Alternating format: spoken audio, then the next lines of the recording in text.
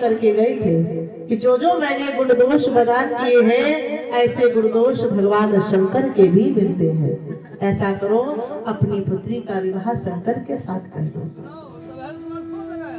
अच्छा, शंभु सहज समरथ भगवाना, यही विवाह सब विधि कल्याण। देवर्षि नारद ने वाक्य किया है कि राजन अपनी पुत्री का विवाह शंकर जी के साथ कर दो, क्योंकि समर्थ को नहीं दोष गुसाए। हाँ, सूर्य का जब प्रकाश पड़ता है तो पंडित के महल में भी पड़ता है,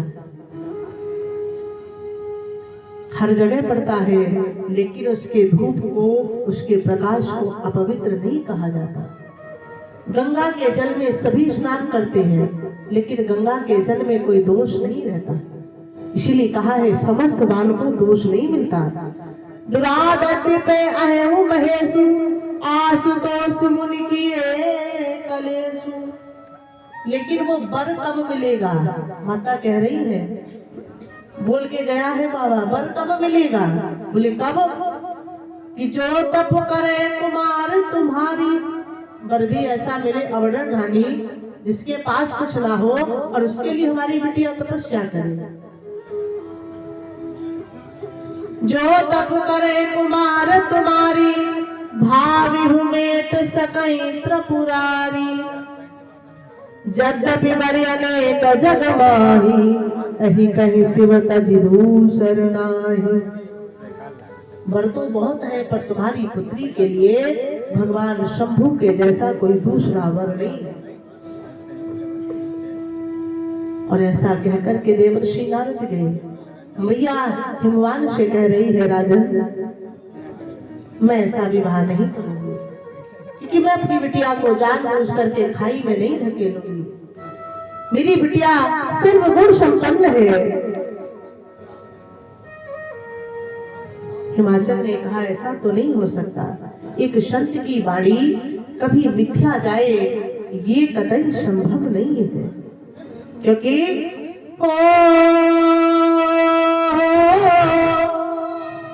बर पावक प्रगटे ससिबाई, नारद वचन अन्यथा नाहि। नाम सिया राम जय जय राम।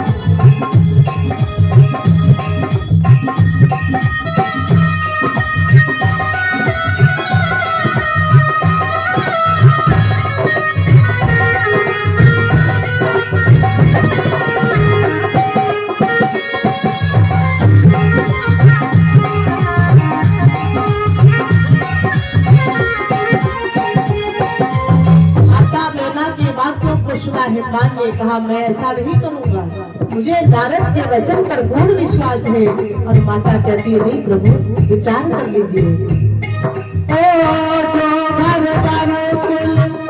उस जगह नहीं, पर जो मेरी बेटी के लायक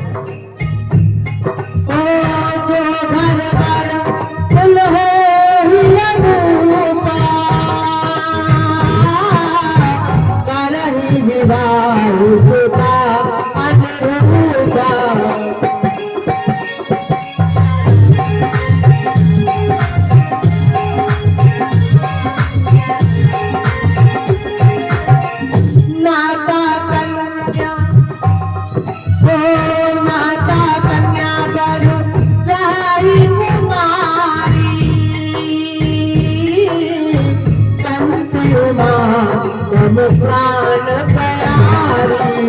राम हरे राम, सिया राम जय राम।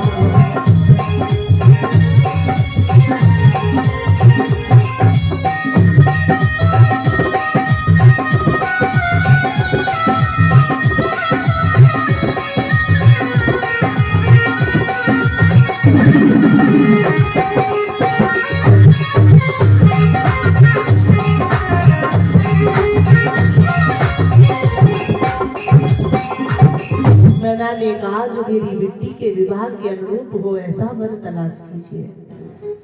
मैं अपनी पुत्री का विवाह शंकर के साथ नहीं करूंगी। जानबूझ करके अपनी बिटिया को उस अवगढ़ के हाथ फक्कर के हाथ में नहीं दूंगी। कहा हनुमान ने देवी धीरज रखो, प्रिया सोच पर हरिहु सब सुमिरहु श्री भगवान, पार्वती निर्मयहु जोहि सोहि करहु कल्याण। अपनों का कर्म क्या होता है कि अपने की प्रसन्नता का ध्यान रखना। पिता का दायित्व है कि मेरे दो हैं, बेटा और बेटी। बेटे को तो हम सब कुछ दे देते हैं, लेकिन बिटिया के विवाह में कुछ दे करके पीछा छुड़ा लेते हैं। लेकिन बेटी और बेटा कभी अलग से नहीं आते, तुम्हारी ही संतान है। यदि बेटे के लिए सब कुछ है तो बिटिया के लिए भी कुछ है। बेटे और बेटी में कभी भेदभाव नहीं रखिएगा। इसलिए देवी, मैं सर्वप्रथम अपनी पुत्री का भला चाहता हूँ और मुझे नारद के वचन पर पूर्ण विश्वास है। इस कारण से मैं अपनी बेटी का विवाह वही करूंगा जिसमें मेरी बेटी का भविष्य है। और यदि तुम अपनी बेटी का भला चाहती हो तो जाकर के देवी उमा से कहो कि अब जो तुम ही सुकापर में हूँ तो अस जाई सिखावन दे करहु सो तप। जाकर के तपस्या करे कि करहु सो तप जही मिलई महेशु, आन उपाय न मिटही कलेश। कलेश करने से, झंझट करने से कुछ नहीं होता भैया, होता वही है जो प्रारब्ध में लिखा है। पति के वचनों को सुन करके देवी मैना वहां से उठ करके गिरजा जी के पास गई। देवी उमा को देख करके नैनों में आंसू भर आए। माता की ममता बड़ी विलक्षण होती है। पुत्र भले को पुत्र हो जाए, बेटी भले द्वार को माँ की बात न सुने, पर माता की ममता बेटी और बेटा पर एक समान होती है। क्योंकि जो से तकलीफ बेटे के लिए है और वही तकलीफ से बेटी के लिए भी है। माँ की ममता का कोई मोल नहीं है भैया। गोदी में माँ को बैठा करके बार बार पुचकारती है, गला रुद आया है, गला भर गया। जगत मात सर्वज्ञ भवानी, मात सुखद बोली मृदु वाणी। बड़ी ही मधुर वाणी ने अपनी पुत्री से कहा, सुनहु बात में दीख रस, सपने सुना बहुत, सुंदर नारस भी प्रबल असोपदेश मोरे। माता, आज मुझे सपने में एक सुंदर से ब्राह्मण ने एक बात कही। करई जाई तपसेल कुमारी, नारद कहा सो सत्य विचारी। हे पुत्री, जाकर के तुम तपस्या करो। नारद ने जो भी तुमसे वचन कहे हैं उन्हें सत्य मानो। मात पितहि पुनि है मत भावा, तप सुखद दुख दोष न सावा। माता से आज्ञा लेकर के देवी उमा आज जंगलों में आई। मैया ने बड़े ही कठिन तप किए। बाबा ने लिखा, कछु दिन भोजन बारी बतासा, कछु दिन भोजन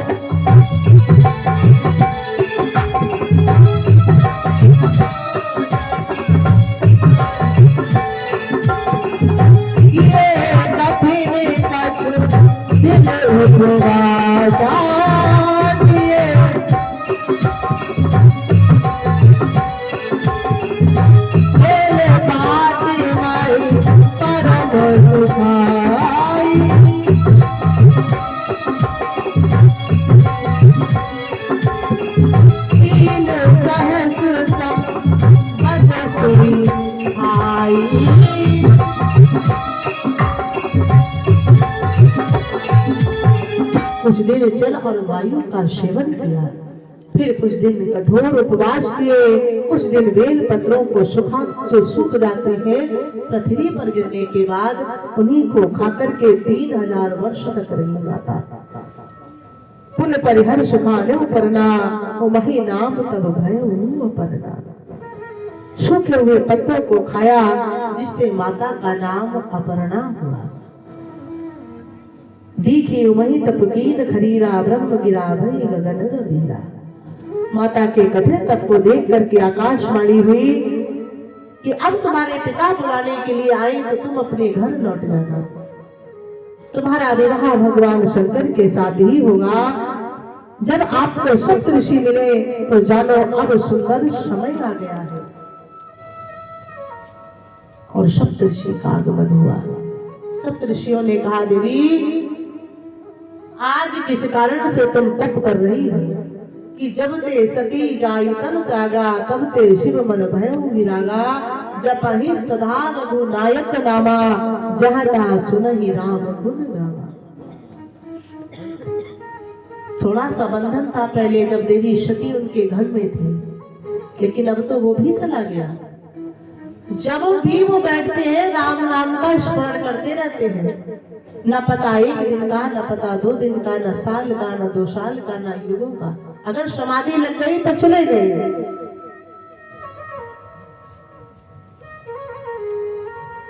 कहा यदि ऐसा ना हो तुम्हारा विवाह हम भगवान विष्णु के साथ कर दे।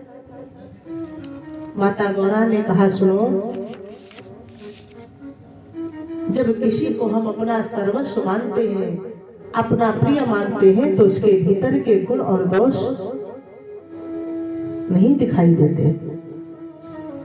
उसके अंदर हमें सिर्फ अच्छाई ही दिखती है, बुराई कभी नहीं दिखती। कहीं अपराध का तुम चाहो, हम सन सत्य मरम किन कहा हूँ बचन मन अति सकुचाई, हंसयूं सुन हमारी जड़ताई। किसका ध्यान कर रही हो? उनके लिए। जब से सती ने तन त्यागा तब से आज तक समाधि के बाहर नहीं आई।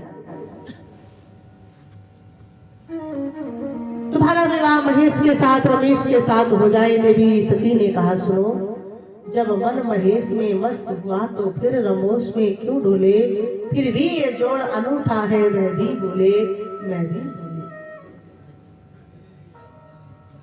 सुनत वचन भी ऐसे विषय गिरि संभव तब दे है, नारद कर उपदेश सुन कहूं विषय किस।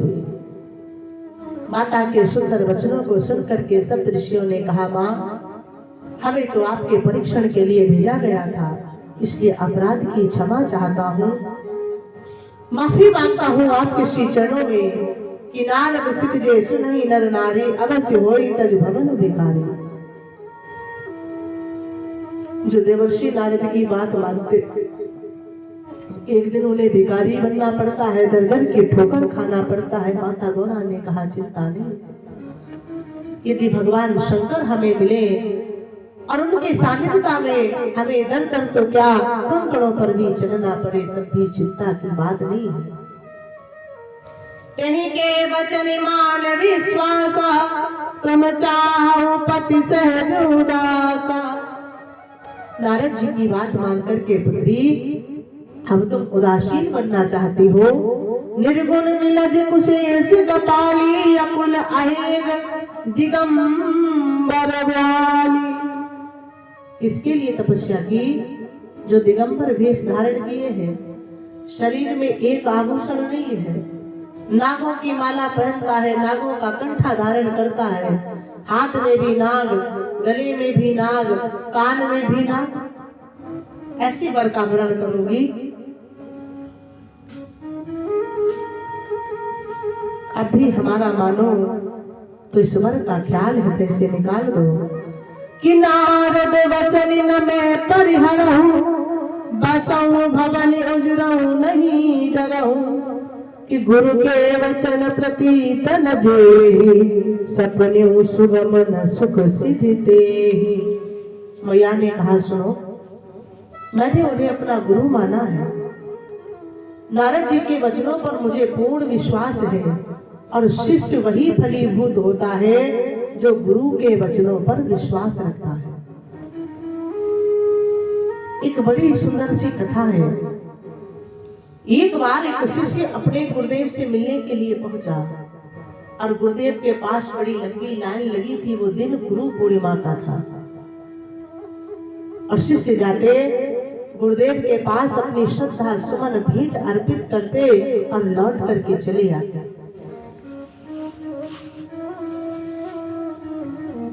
और वो भक्त जब गया तो उसकी बेटी का विवाह था, हाथ में पत्रिका थी। लंबी लाइन में लगने के बाद जब उसका नंबर आया तो गुरुदेव को प्रणाम किया, पत्रिका पास में रखी और कहा, गुरुदेव मेरी बेटी का विवाह है, आप आइएगा। गुरुदेव ने कहा, बेटी तेरी है, सोचूंगा। मुझे क्या, तेरी बेटी का विवाह है, तू जाके कर। आगे बढ़ा दिया शिष्यों ने। अब वो शिष्य मन में सोचता है, कहीं ऐसा तो नहीं गुरुदेव ने सुन ना पाया हो। पुनः लाइन में लगा, फिर अपने नंबर आने की प्रतीक्षा की और जब अपना नंबर दोबारा आया तो गुरुदेव से जाकर के कहा, गुरुदेव मेरी बेटी का विवाह है। बड़े अभिमान के साथ, अकड़ के साथ, मेरी बेटी का विवाह है।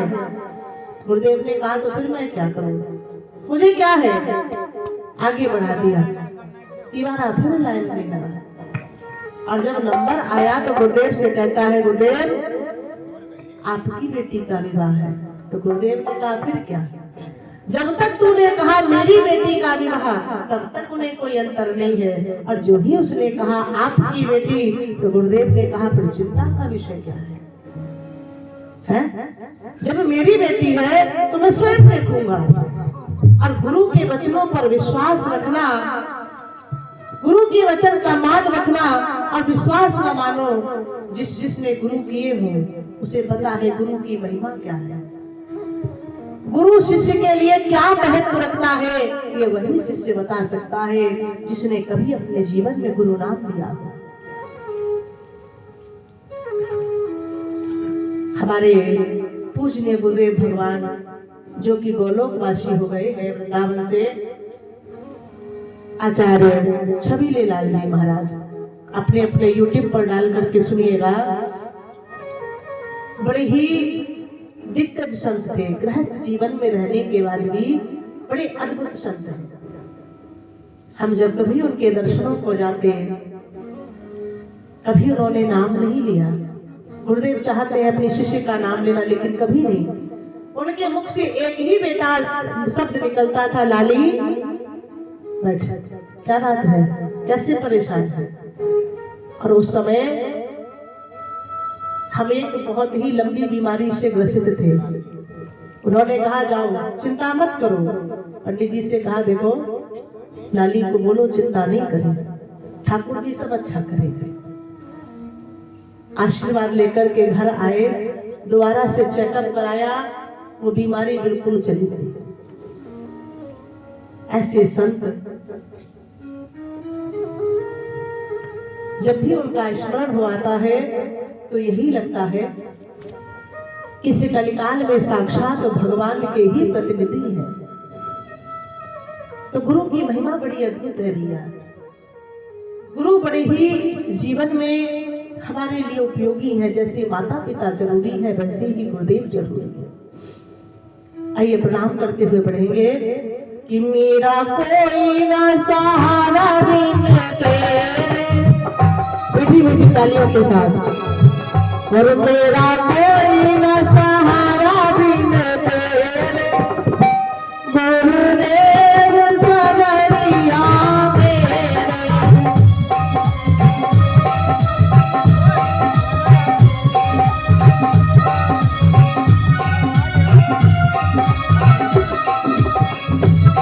गुरुदेव सवरिया मेरे।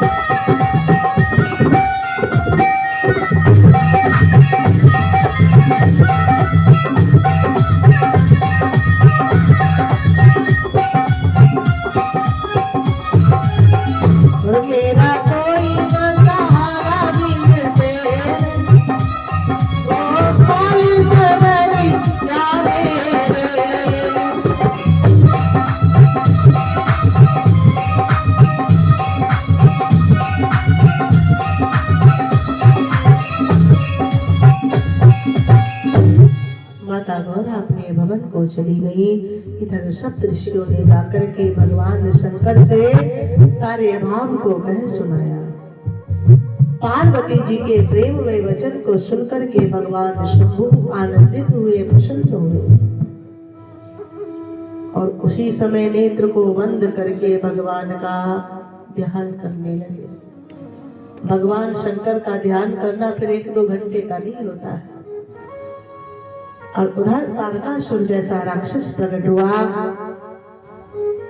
भुज प्रताप बल तेज विशाला, बड़ा ही वीर है। कहीं सब लोकपति जीते, भये देव सुख संपत्ति जीते। बोले इसका उद्धार कौन करेगा? बोले शिव का बालक ही कर सकता है। सती जी रही नहीं, माता पार्वती से विवाह हुआ नहीं, शंकर समाधि में बैठे, अब शंकर का पुत्र कहां से आए? किसको बुलाया गया? कामदेव जी को। कामदेव जी का प्रकट हुआ। कामदेव जी ने कहा, कार्य जो मुझे बता रहे हो ये सरल नहीं है। भगवान शंकर को समाधि से बाहर लाना बड़ी टेढ़ी खीर है। तदपि कर्म में काज तुम्हारा, श्रुति कहे परम धर्म उपकारा। पर हित लागे तजौ जो देहि, संतत संत प्रशंस ही देहि। भगवान के कार्य में अपना जो भी योगदान हो सकता है करिएगा, बड़ी अच्छी बात है। धन नहीं दे सकते हैं ना सही, पर तन से तो सेवा कर सकते हैं। जैसे ही पर अनुष्ठान चल रहा है, आपके पास जो भी परमात्मा का दिया हुआ धन है अर्पण कीजिए। इस कार्य में सहयोग करेगा। यदि नहीं दे सकते हो तो आकर के जब आप बैठेंगे पंडाल की शोभा बढ़ेगी। धन से ना सही तन से ही दीजिए, और तन और धन जब दोनों नहीं है तो मन से सेवा दीजिए। नहीं आ सकते हो, शरीर साथ नहीं दे रहा है, घर पर लेटे हो, कथा सुन रहे हो, सुनना चाहिए। सोना तो हर रोज है, जिंदगी भर सोना है। पर एक विचित्र बात कहें, सोना बड़ा महंगा, हंसने की बात नहीं है। जिसके घर में सोना है थोड़ा भी, फिर वो सोता नहीं, चिंता लगी रहती कहीं इधर से चोर नहीं आ जाए उठा के ले जाए। सोने वाले को भी चैन नहीं है। और चैन कैसे हो? भाई चैन तो भी सोना से ही बनती है। बात को लंबी न खींचते हुए ऐसे कहीं चले उस समय सिरुनाई, सुमन धनुष कर सहित सहाय। कामदेव अपने धनुष बाण को लेकर के चले, तब आपन प्रभाव विस्तारा, निज बस कीन सकल संसारा। ओ प्यों जब ही आश्चर्य केतु, जन्म मिटे सकल सुत केसु। महाराज अपनी माया को फैलाया। भाग्य विवेक सहाय सहित सो, सुगत संजुग भई मोरे। सदग्रंथ पर भट बंदाई, कहु जाहि देहि हम सरदुरे।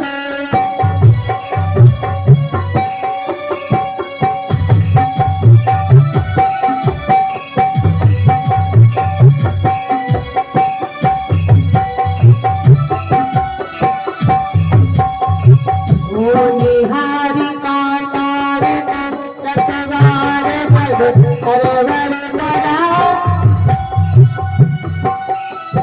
नाथ के रतिनाथ दे कहु कोटि कर सन धर करा।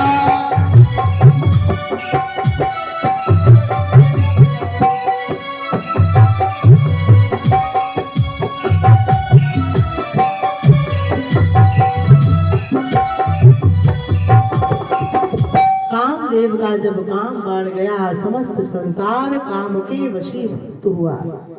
सबके हृदय मदन अभिलाषा, लता निहारी नवहि तरु शाखा।